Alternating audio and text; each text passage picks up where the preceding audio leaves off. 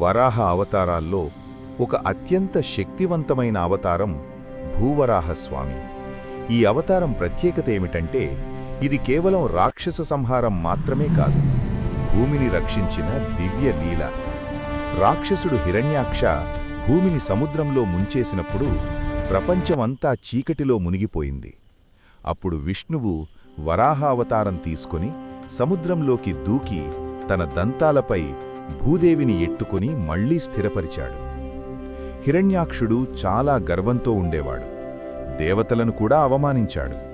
భూవరాహస్వామి అతన్ని సంహరించడం ద్వారా భూమి సముద్రంలో మునిగిపోయినప్పుడు ఎక్కడ చూసినా చీకటి మాత్రమే.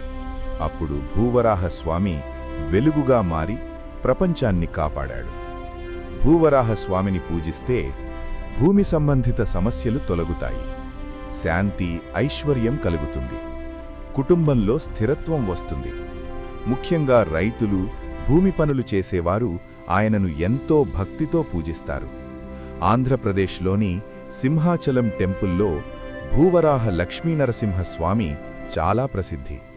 ఇక్కడ స్వామి వరాహ ప్లస్ నరసింహ రూపంలో దర్శనమిస్తాడు. ఈ దేవాలయ దర్శనం చాలా పుణ్యఫలితాన్నిస్తుంది. ఇలాంటి మరిన్ని వీడియోస్ కోసం మా ఛానల్ని సబ్స్క్రైబ్ చేసి లైక్ చేయండి, షేర్ చేయండి.